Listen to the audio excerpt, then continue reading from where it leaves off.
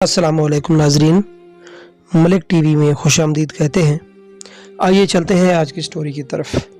ये 70 की दिहाई की बात है। शाम के वक्त कराची के सिविल अस्पताल से एक एम्बुलेंस सिंध के शहर सांगड़ के लिए रवाना हुई। एम्बुलेंस में एक जवान लड़की की मैयत मौजूद थी जो कुछ देर कबल ही टीबी मूजी मर्ज के हाथों इंतकाल कर गई थी। मैयत के हमरा लड़की की वालदा और दीगर अहबाब थे, जबकि इस एम्बुलेंस को एक बारिश शख्स चला रहा था। एम्बुलेंस में सोग का माहौल था, जबकि मैयत और लवाहिकीन की देखभाल के लिए एक नौजवान नर्स भी एम्बुलेंस में मौजूद थी। फौत होने वाली लड़की की बूढ़ी वालदा मैयत के हमरा सरापा गम बनी बैठी थी। कराची शहर से निकलकर ये एम्बुलेंस अपने रास्ते पर रवां दवां थी। शहर के बाद शहर और गांव के बाद गांव गुजर रहा था।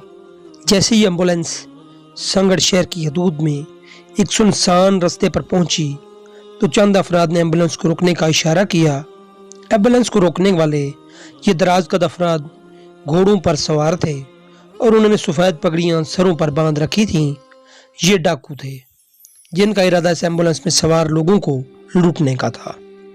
डाकुओं के साथ कुछ देर होने वाली बातचीत के बाद हलाक होने वाली लड़की की ज़ईफ वालदा एम्बुलेंस से उतरी और उन्होंने सिंधी ज़बान में डाकुओं को बताया कि इनकी जवान लड़की टीबी के बायस वफात पा गई है और गाड़ी में इसकी मैयत है।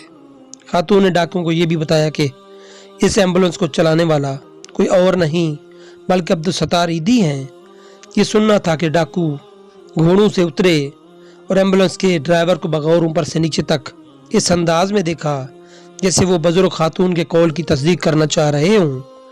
ईदी साहब को सरों से पांव तक देखने के बाद एक डाकू बोला, हम मर जाएंगे तो हमें हमारे माँ बाप लेने नहीं आएंगे। हमें यकीन है तुम लेने आओगे और हमारी कब्र पे मिट्टी भी डालोगे। ये कहकर डाकू ने ईदी साहब का हाथ चूमा और अपनी जेब से ईदी फाउंडेशन के लिए 100 रुपये चंदा दिया और एम्बुलेंस को इज्जत व एहतराम से रुखसत कर दिया। ये वाक़या अब्दुल सत्तार ईदी की अहलिया बल्कीस ईदी ने एक इंटरव्यू में बताया।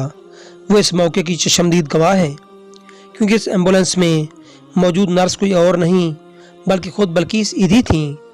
बल्कीस बताती हैं कि ये वो वक्त था जब फलाई कामों के हवाले से अब्दुल सत्तार ईदी की खिदमात का चर्चा शहरों, देहातों और यहाँ तक के जंगलों में मौजूद डाकुओं तक फैल चुका था और लोग न सिर्फ उन्हें उनके नाम से जानते थे बल्कि उनकी ताज़ीम भी करते थे। नाज़रीन, अगर हमारी स्टोरी पसंद आई हो तो हमारे चैनल को सब्सक्राइब कर दीजिए और लाइक का बटन दबा दीजिए। शुक्रिया।